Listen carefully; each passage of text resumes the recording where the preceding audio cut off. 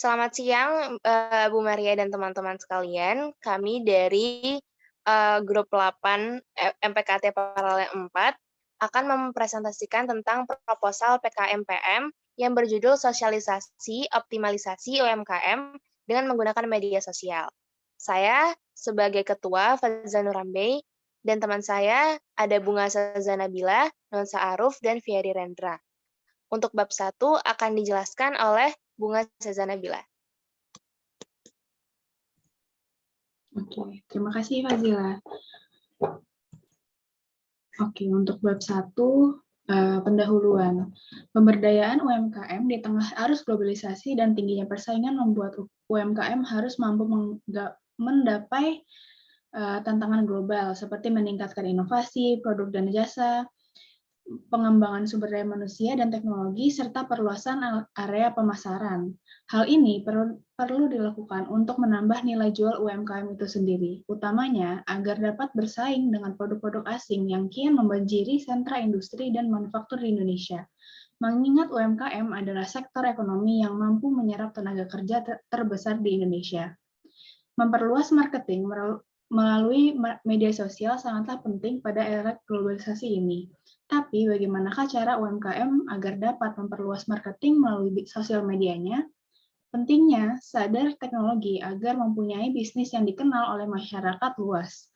Mempengaruhi poin ini. Untuk poin ini, para pemilik UMKM harus memiliki akun media sosial. Contoh, Facebook, Instagram, Twitter, dan lain-lain untuk mengiklankan produk yang mereka jual. Rumusan masalah. Mengapa UMKM mikro seringkali tidak berkembang? 2. Bagaimana strategi pemasaran UMKM sebelumnya? Dan 3. Bagaimana cara mengoptimalisasi penjualan para UMKM? Tujuan pelaksanaan program untuk mengedukasi masyarakat dan para pemilik UMKM mikro untuk memulai mengembangkan UMKM-nya melalui media sosial. Banyak pemilik UMKM adalah orang yang sudah berumur maupun orang awam akan teknologi. Luaran yang diharapkan untuk para mitra, 1. Dapat memperluas marketing melalui media sosial, dan 2. Dapat membuat konten iklan yang menarik, 3. Dapat menetapkan target pasar agar penjualan dapat berjalan dengan lancar, 4. Mengevaluasi penjualan dan mencari strategi yang lebih menguntungkan, 5. Membangun brand dengan saksama, dan 6. Menjaga agar brand lebih dikenal oleh para pembeli sebagai brand yang terpercaya. Manfaat kegiatan dengan sosialisasi seminar dari kami, diharapkan para mitra UMKM dapat mencapai luaran yang diharapkan. Dengan begitu, kami membantu untuk mensejahterakan UMKM dengan cara memberi sosialisasi ini. Dan bab 2 akan dijelaskan oleh Fazila. Silakan Fazila. Baik, sekarang kita akan masuk ke bab 2, yaitu gambaran umum masyarakat mitra. Boleh share screen-nya, Bunga? Oke.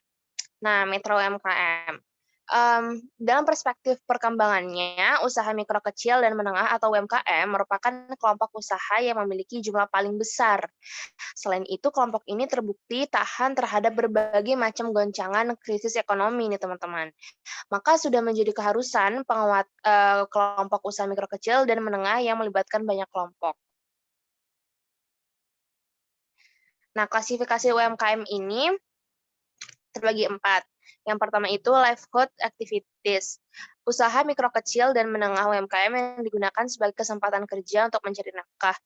Yang lebih umum biasanya disebut sektor informal. Contohnya pedagang kaki lima. Yang kedua, micro enterprise. Usaha mikro kecil dan menengah yang memiliki sifat pengrajin tetapi belum memiliki sifat kewirausahaan. Yang ketiga, small dynamic enterprise. Usaha mikro kecil dan menengah UMKM yang telah memiliki jiwa kewirausahaan dan mampu menerima pekerjaan subkontrak dan ekspor. Yang keempat, fast moving enterprise. Usaha mikro kecil dan menengah UMKM yang telah memiliki jiwa kewirausahaan dan akan melakukan transformasi menjadi usaha besar atau UB.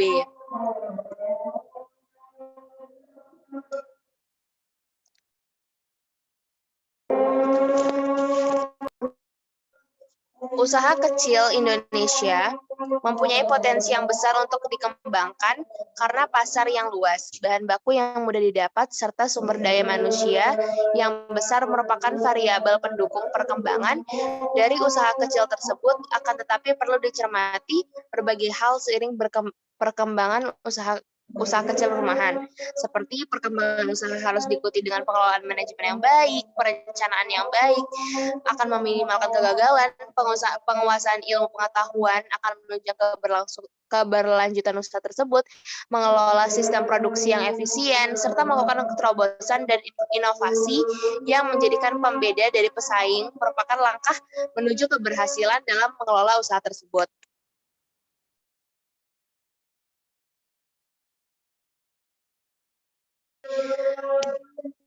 Nah, dapat kita ambil kesimpulan bahwa sama seperti hampir semua negara, sektor UMKM di Indonesia mengalami dampak dari pandemi COVID-19. Nah, dampak tersebut berturut adalah penurunan penjualan, kesulitan permodalan, hambatan distribusi produk, serta kesulitan bahan baku. Pemerintah telah mengeluarkan kebijakan dalam rangka memberdayakan UMKM dalam situasi pandemi COVID.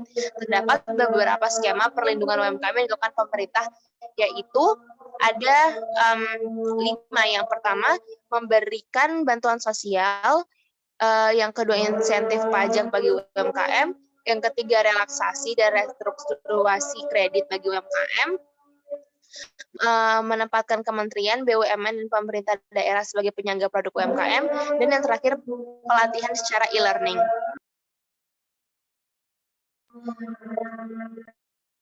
Baik, silakan dilanjutkan bab 3.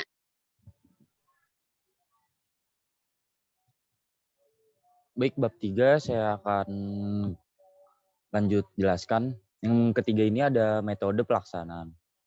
Kegiatan kami merupakan upaya untuk mengedukasi mitra UMKM. Acara ini akan diadakan selama 2 hari secara hybrid. Hari pertama akan diselenggarakan secara online. Dan yang terakhir hari kedua itu akan diselenggarakan secara offline atau onsite. Boleh di-site. Yang selanjutnya itu ada teknis pelaksanaan. Hari pertama akan diselenggarakan secara online dengan kuantitas peserta yang lebih besar daripada hari kedua. Hari pertama akan menambah tentang bagaimana untuk mengevaluasi penjualan atau penjualan untuk penjualan yang lebih menguntungkan dan mencari strategi pemasaran yang tepat. Materi-materi hari pertama telah dipilih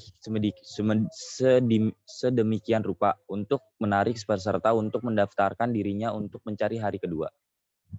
Di hari kedua akan diselenggarakan secara offline atau onsite.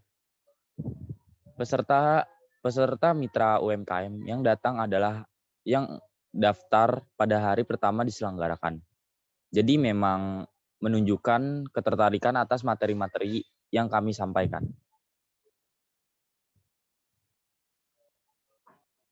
Baik, yang selanjutnya untuk bab 4 dijelaskan oleh teman saya Nuan Saruf. Baik, saya akan menjelaskan bab 4. Yang pertama adalah anggaran biaya. Total anggaran biaya pada acara kali ini adalah 21.250.000 yang bersubstansial yaitu paket data. Di sini bisa dilihat ada data 150 GB, data pembicara, sewa modern MyOrbit selama 2 hari. Selanjutnya perjalanan.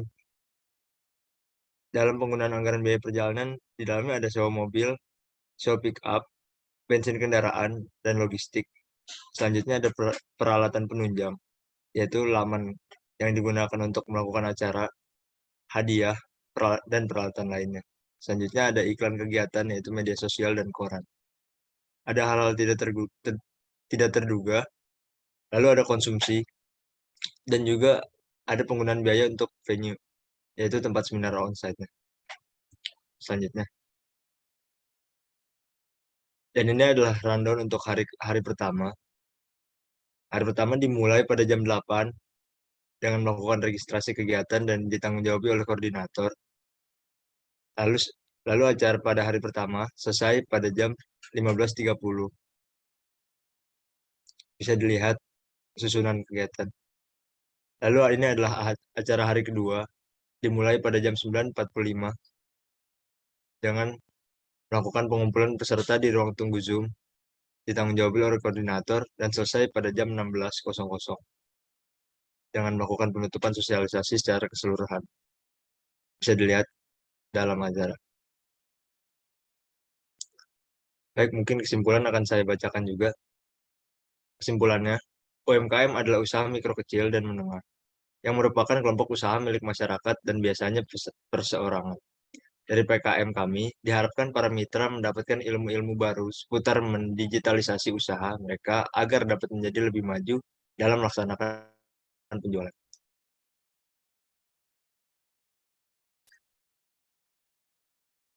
Baik, mungkin sekian presentasi PKMPM dari kelompok FG8. Jikalau ada kesalahan, mohon dimaafkan. Mungkin bisa ditutup oleh Fazila atau Bunga.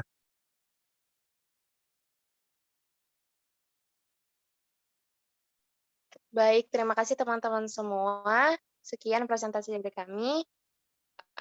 Ya, terima kasih. Terima kasih Bu Maria dan semua. Terima kasih Bu Maria. Terima kasih Bu Maria.